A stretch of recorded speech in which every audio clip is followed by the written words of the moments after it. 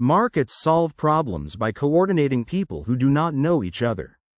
Under the surface, buyers, sellers, workers, suppliers, and investors respond to prices, profits, losses, and shortages without one central person planning every movement.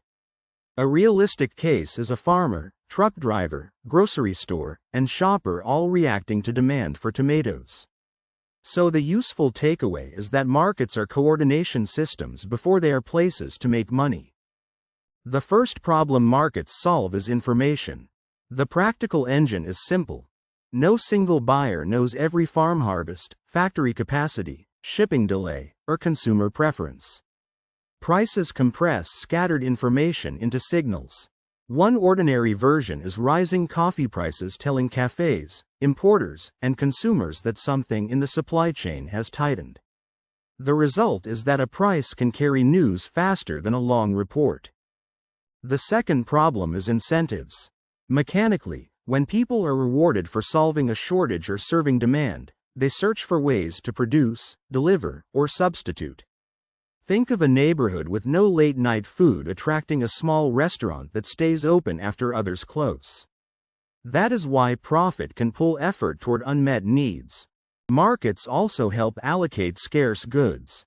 The process works because when demand is high and supply is limited, prices, waiting lists, auctions, or contracts decide who receives the item. Picture concert tickets going to fans willing to pay more or wait earlier, though fairness questions remain. The practical lesson is that market allocation solves a practical problem even when society debates whether the result is fair. Competition is one reason markets improve products. The hidden lever is that if buyers can switch, sellers must care about price, quality, convenience, and reputation. This shows up when two phone repair shops on the same street, where slow service at one sends customers to the other. The viewer should remember that the ability to leave creates pressure to serve better. Markets handle variety better than one-size-fits-all systems. The moving part is this.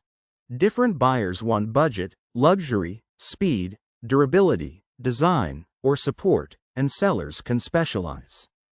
You can see it when the same city supporting budget gyms, boutique yoga studios, home workout apps, and personal trainers. Once you see that, choice lets different needs find different solutions. Failure is part of market problem solving. What changes the outcome is that businesses that misread demand lose money, shrink, or close, freeing resources for better uses.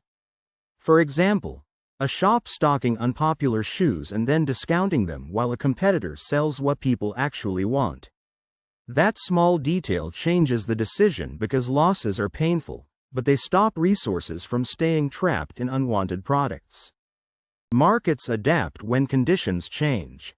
In real life, a shortage, new technology, or shift in taste changes signals, and many participants adjust at once.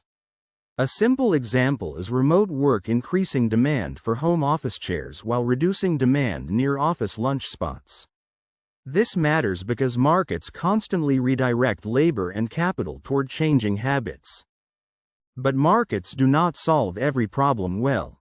Under the surface, they struggle when costs or benefits fall on people outside the transaction. A realistic case is a factory selling cheap goods while nearby residents breathe polluted air they did not agree to buy. So the useful takeaway is that external costs require rules, taxes, standards, or negotiation beyond simple buying and selling. Markets can also undersupply public goods. The practical engine is simple. Some benefits are hard to charge for individually, so private sellers may not provide enough. One ordinary version is street lighting helping everyone on a road, including people who did not pay a specific lamp fee. The result is that public goods often need collective funding because exclusion is difficult. Trust is a hidden ingredient in every market. Mechanically, people trade more easily when they believe contracts, payments, warranties, reviews, and laws will work. Think of a customer ordering online because returns, ratings, and payment protection reduce fear. That is why markets become larger when trust lowers the risk of dealing with strangers. Market prices can be cruel during emergencies. The process works because when demand spikes suddenly, higher prices may attract supply and reduce hoarding, but they can also block people with low income. Picture bottled water after a storm becoming expensive exactly when families need it most. The practical lesson is that emergency markets reveal a tension between efficiency and access. Regulation changes how markets solve problems. The hidden lever is that rules can prevent fraud, improve safety, limit pollution, or protect consumers, but badly designed rules can also slow supply. This shows up when building codes making apartments safer while excessive approval delays reduce housing availability.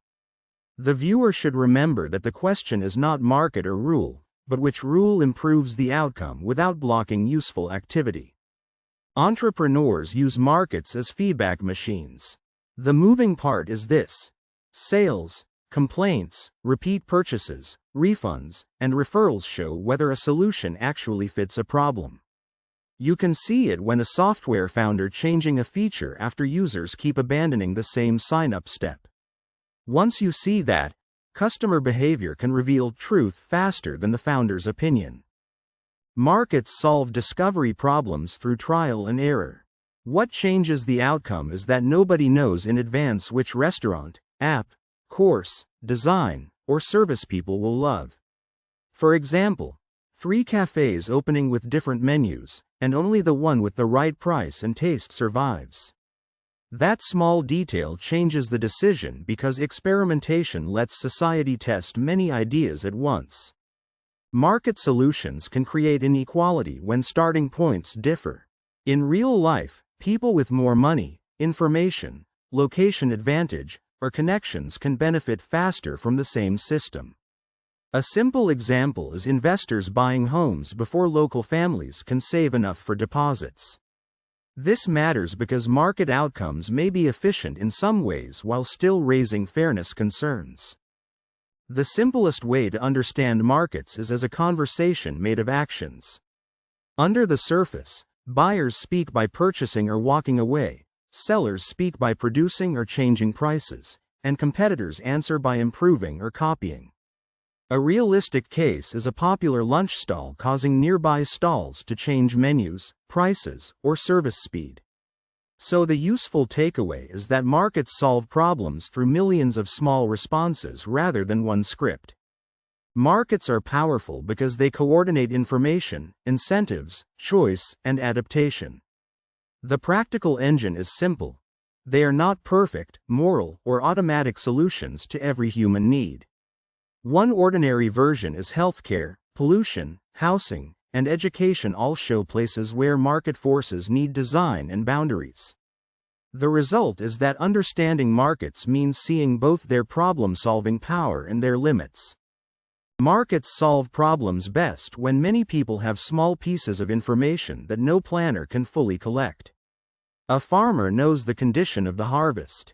A shopkeeper knows what customers keep asking for. A delivery company knows which routes are slow. Prices and buying behavior turn these scattered signals into action without everyone needing a meeting. Imagine umbrellas suddenly sell out during a rainy week. The higher demand tells stores to order more, suppliers to ship faster, and maybe manufacturers to increase production. Nobody has to announce, society needs more umbrellas. The market signal travels through orders, prices, empty shelves, and profit opportunities. That is coordination through behavior. But markets do not solve every problem automatically. They can ignore costs that are pushed onto others, like pollution from a factory, or undersupply things that are useful but hard to charge for, like public parks. This is why market solutions often need rules, property rights, safety standards, or public goods alongside private buying and selling. So the strongest way to understand markets is not to worship them or blame them for everything. A market is a coordination system. It uses prices, profit, loss, and choice to move resources toward demand. It works well when signals are honest and costs are counted. It breaks down when important costs stay hidden or when people cannot choose freely.